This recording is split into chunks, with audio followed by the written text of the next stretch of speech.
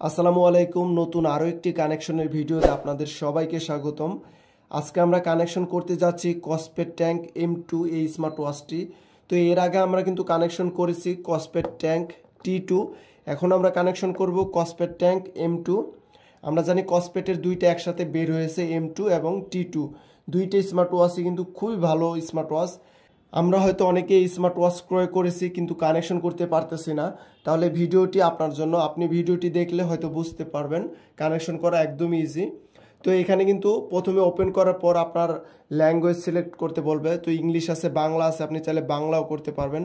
তো আমি ইংলিশই করলাম, ইংলিশে ক্লিক করলাম। তারপরে এখানে পেয়ার করতে বলতেছে, আপনি চাইলে এটা দেখে পেয়ার করতে পারবেন বা কিউআর কোড স্ক্যানার করে পেয়ার করতে পারবেন। এবং এখানে কিন্তু একটা বই আছে বা মেনু হল আছে, এটা দেখেও কিন্তু পেয়ার করতে পারবেন।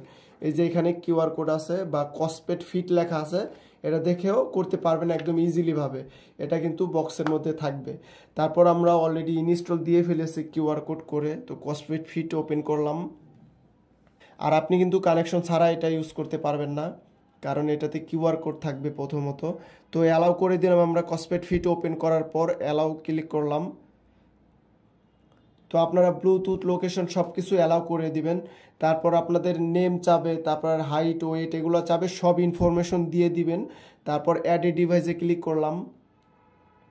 তারপরে এখানে আমাদের নাম পেয়ে গেছে অলরেডি, কসপেট ট্যাঙ্ক M2 এই স্মার্ট ওয়াচটি। তো আপনারা দেখেন এখানে কিন্তু কিউআর কোড আছে, আমি এখানে ক্লিক করলাম।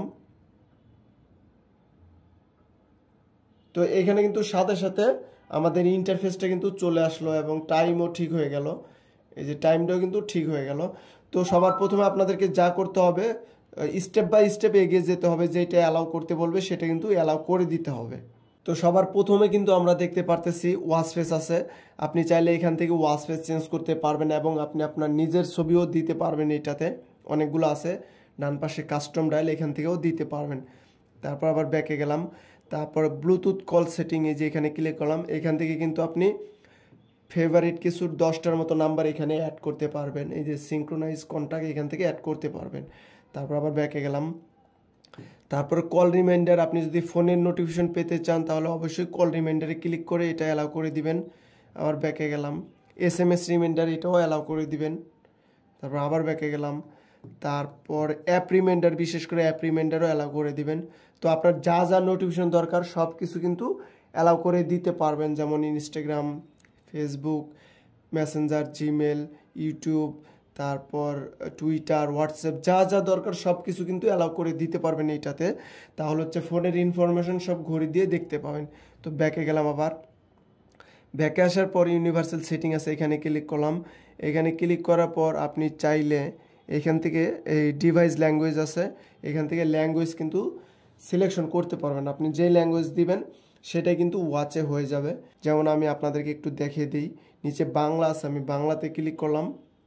তো এটা কিন্তু সম্পূর্ণ বাংলা হয়ে যাবে। এখন আমি এটা দেখাই, এই যেদিকে সোয়াইপ করি দেখেন প্রতিদিনের ব্যায়াম, এখানে কিন্তু বাংলা লেখা আছে। তারপরে ঘুম, স্লিপ মনিটরিং, তারপর রক্তের অক্সিজেন, এগুলো কিন্তু বাংলা আছে। তো আমি এখনই ইংলিশ করতেছি, আপনারা একটু দেখেন। তো সবার উপরেই ইংলিশ আছে, এই যে ইংলিশ, এখানে ক্লিক করলাম। তো এবার ঘড়ি দিয়ে যদি আমরা দেখি, এই যে ব্লাড অক্সিজেন চলে এসেছে, তারপর হার্ট রেট, স্লিপ, তারপরে ডেইলি অ্যাক্টিভিটিস, এগুলো কিন্তু অলরেডি চলে এসেছে। তো আপনি এটা কিন্তু সম্পূর্ণ বাংলাও করতে পারবেন এবং ইংলিশও করতে পারবেন। কসপেট ট্যাঙ্ক T2 এবং M2 দুইটা কিন্তু সেম, বাংলা এবং ইংলিশ করতে পারবেন আপনি। তারপর আবার ব্যাকে গেলাম। ব্যাকে আসার পর আপনাদের যেই কাজ, উপর থেকে সোয়াইপ করবেন, ব্লুটুথে ক্লিক করে ধরে রাখবেন। তো কসপেট ট্যাঙ্ক M2 এটা পেয়েছে কিনা আমাকে একটু দেখতে হবে। তো অলরেডি কিন্তু এটা পেয়ে গেছে। তারপর আমরা আইকনে ক্লিক করব। তো এইগুলা যদি এই পাশে ডান পাশে না থাকে, অ্যালাউ না থাকে, আপনারা অ্যালাউ করে দিবেন, তাহলে খুবই ভালো হবে। সকল ইনফরমেশন আপনি ঘড়ি দিয়ে দেখতে পাবেন। তো ব্যাকে চলে গেলাম। তো এই ছিল কানেকশন করা কিন্তু একদম ইজি। এইভাবে আপনারা ওয়াচ কানেকশন করবেন। তাছাড়া আপনাদের স্মার্ট ওয়াচের যে কোনো প্রবলেম হলে আমাদেরকে ইনবক্স করতে পারেন, ইনশাল্লাহ আমরা তা সলভ করার চেষ্টা করব। তো ভিডিওটি এ পর্যন্তই, আশা করি সবার কাছে ভালো লেগেছে। ভালো লাগলে অবশ্যই সবাই লাইক করবেন, কমেন্ট করবেন এবং সবাই সাবস্ক্রাইব করবেন। তো ভিডিওটি দেখার জন্য সবাইকে ধন্যবাদ। আসসালামু আলাইকুম।